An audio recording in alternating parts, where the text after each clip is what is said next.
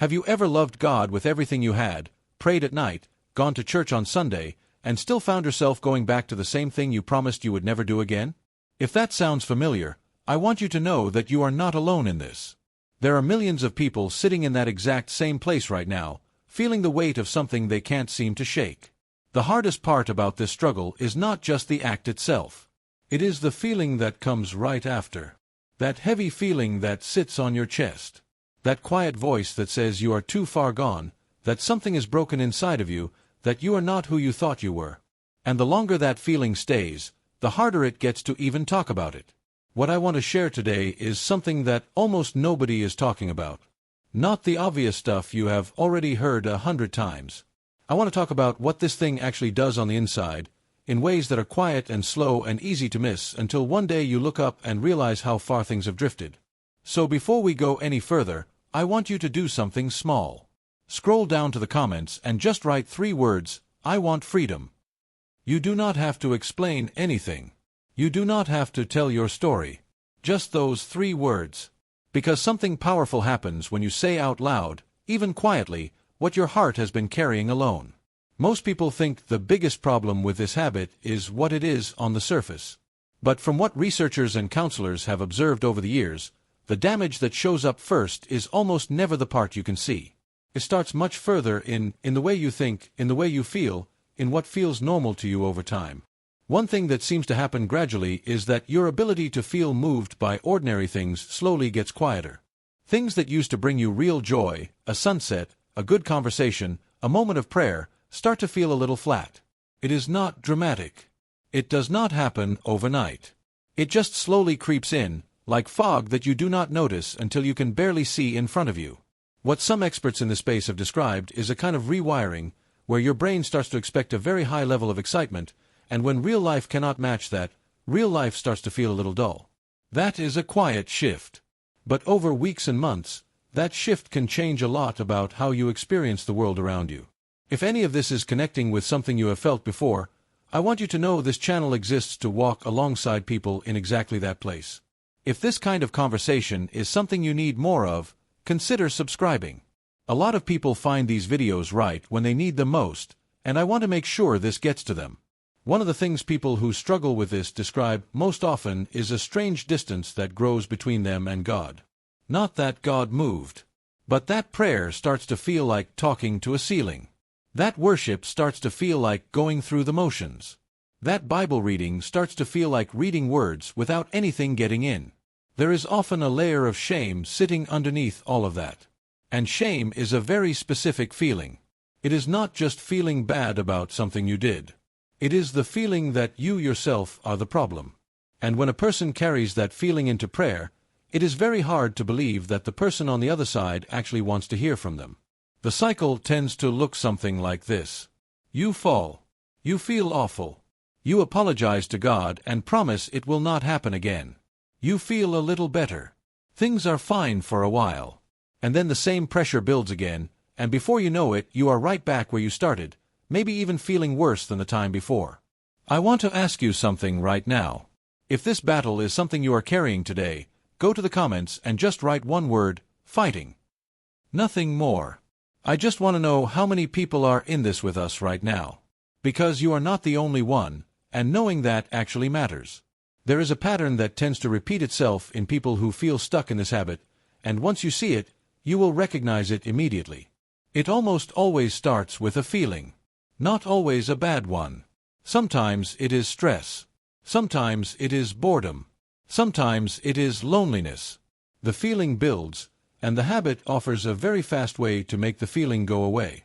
For a brief moment, the pressure lifts. But that relief is very short. And what comes right behind it is usually something heavier than what you started with. The guilt, the shame, the sense of having failed again, all of that rushes in fast. And so the person is now dealing with the original feeling plus all of that new weight on top of it. The promise comes next. Never again. This was the last time. I am going to do better. And most of the time, that promise is completely sincere. The person really means it. But a promise made in a moment of pain, without anything actually changing on the inside or in the environment, rarely holds for long. And so the cycle starts again. What makes this so heavy is not any single fall. It is the repetition. It is waking up and realizing you are back at the starting line again. Understanding why this loop exists is one of the first steps toward actually getting out of it. And that is exactly what we are going to keep walking through together. When researchers and therapists who work with people in this area talk about what they observe, one of the things that comes up again and again is the way attention changes. People who are deep in this habit often report that they have a much harder time focusing on anything that requires patience. The mind has gotten used to moving fast and getting a result immediately. There is also what some describe as an almost constant background noise in the thoughts. Even when a person is not actively engaging with the habit, thoughts and images can show up uninvited. During a work meeting, during church, during a conversation with someone they love. This is not a character flaw. It is a pattern that the brain has learned and is repeating on its own. Over time, the way a person sees other people can start to shift in ways they did not choose. Interactions that used to feel simple can start to feel complicated. There is a filter that can develop without the person realizing it, where people around them are viewed through a lens shaped by what they have been repeatedly watching. If you have noticed any of these things in your own life, go ahead and leave a comment that says, "I noticed." No explanation needed. Just that phrase. Because recognizing something is actually the beginning of something better, and I want you to see that clearly right now. One of the quieter effects that tends to show up is in how a person relates to the people closest to them. When someone has been regularly consuming content that shows relationships in a very specific and unrealistic way, their expectations of real people can slowly shift without them realizing it. A real relationship has slow moments. It has awkward moments. It has ordinary Tuesday evenings where nothing dramatic is happening. And when a person's mind has been trained to expect a certain kind of intensity all the time, those quiet, ordinary moments can start to feel like something is wrong, like the relationship is missing something, when really it is just real. For people who are in marriages or serious relationships, this can create a distance that is hard to name. The partner on the other side often senses something is off but cannot put their finger on what it is. And the person struggling often does not know how to explain it either, which makes the distance grow even more quietly. This is not meant to create fear. It is meant to create clarity. Because when you can see how something is affecting the things you care about most, you have a much stronger reason to do something about it. And that kind of reason is exactly what makes change possible in a way that lasts. There are a few beliefs that tend to keep people stuck, and I want to name them directly because they are more common than most people realize. The first one is this: everybody does this, so it cannot be that big of a deal. And statistically, a lot of people do struggle with this. But the fact that something is common does not mean it is not causing real damage. The second one sounds like this: it is not really hurting anyone. And on the surface that can seem true. But what tends to happen over time is that it hurts the person doing it in ways that are slow and quiet and very easy to miss until the effects have already piled up in ways that are hard to undo. The third one is probably the most dangerous: I can stop whenever I want to. This one feels true because sometimes a person can go a few days or a few weeks without it. But the pattern tends to come back under pressure, which is exactly how a deeply ingrained habit works. Wanting to stop and being free are two very different things. If what we are talking about here is landing for you in a meaningful way, I want you to go ahead and hit subscribe. Every time you do that, it helps this content reach someone else who is quietly carrying the same weight and needs to hear that there is a way forward. That matters. Genuinely. There is a list of things that this habit tends to quietly take away over time, and most people do not connect the loss to the source until much later. The first one is peace. That resting, settled feeling that everything is okay. People who are stuck in this cycle often describe a low-level anxiety that is just always there, sitting underneath everything else. Confidence is another one. Not just confidence in public or in relationships, but a quiet internal confidence, the kind where you feel like you are actually who you want to be. When there is a gap between who you are presenting yourself as and what you know is happening in private, that gap has weight. And that weight shows up in how you carry yourself. The relationship with God that many people describe losing is not a dramatic falling out.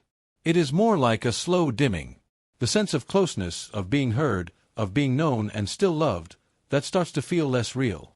Not because God changed, but because shame has a way of making a person want to hide rather than draw near. And perhaps one of the quietest losses is time.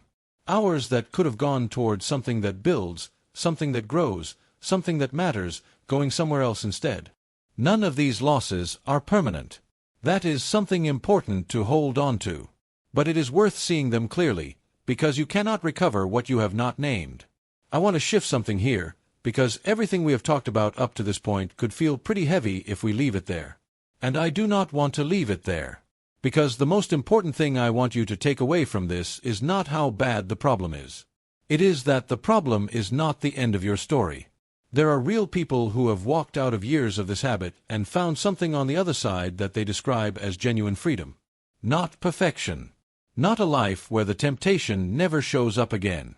But a different relationship with themselves, with the people they love, and with God, one that they had stopped believing was actually available to them. What the research and what countless personal accounts suggest is that the brain is not fixed. It can learn new patterns. It can be shaped in a different direction. That is not just a nice thing to say. There is real evidence that people change, that habits shift, that the cycle can be broken. It takes time and it takes the right kind of support, but it happens. So go ahead and write this in the comments right now. There is still hope. I am serious. Write it.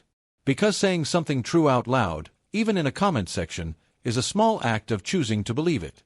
And sometimes that small act is the first step toward something much bigger. The first thing that tends to matter most is simply being honest with yourself about where you actually are. Not in a harsh way. Not in a punishing way. Just an honest look that says, this is a real thing in my life, and it is affecting me, and I want something different. That kind of honesty, when it is quiet and sincere, is the beginning of movement. The second thing that almost everyone who has made lasting progress in this area has in common is that they did not try to do it completely alone. Whether that was a pastor, a counselor, a trusted friend, a support group, or some combination of those, having another person who knows your real situation changes the weight of carrying it. Secrecy feeds this habit. Honest community tends to weaken it. Building what some call barriers or guardrails is also part of the practical picture. That might look like filters on devices, being thoughtful about what times of day or what emotional states tend to lead toward the habit, and building routines that give you something to move toward instead of just something to move away from. And then there is the spiritual dimension, which for a Christian is not separate from the practical stuff but deeply connected to it. Time in prayer that is honest rather than polished. Reading Scripture not as a task but as a conversation. Worship that is real even when it feels awkward. These are not magic fixes, but they are how a person's inner life gets rebuilt from the inside out. I want to tell you about someone.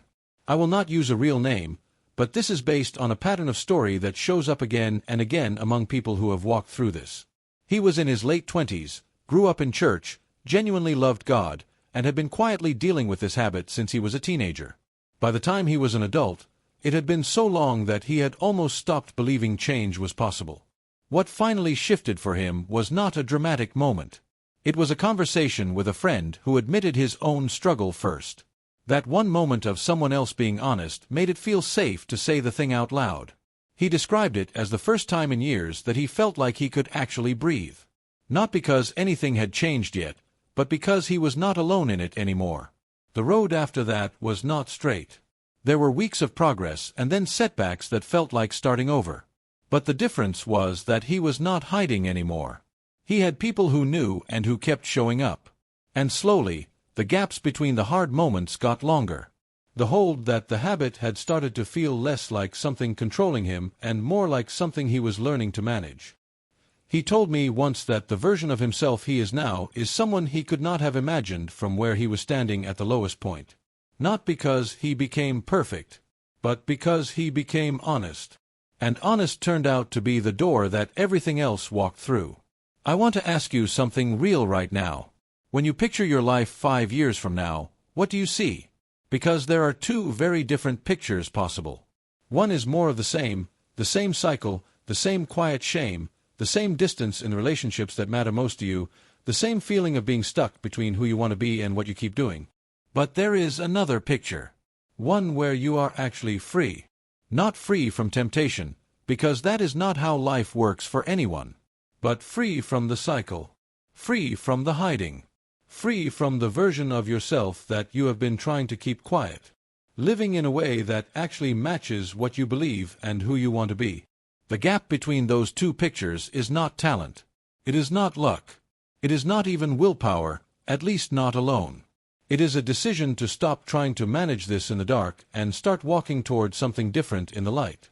That decision is available to you right now. Not tomorrow. Not after one more try on your own. Right now. You are not too far gone. That is not an opinion or a motivational phrase. It is something that people who have been in places much darker than where you are right now would tell you with total sincerity. The next choice you make does not have to look like every choice that came before it. That is real.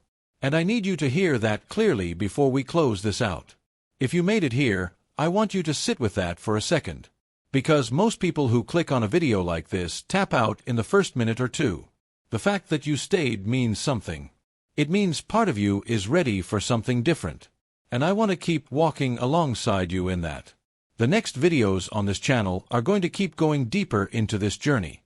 Practical steps, spiritual tools, and honest conversations that do not sugarcoat what this is while also not leaving you without a way forward.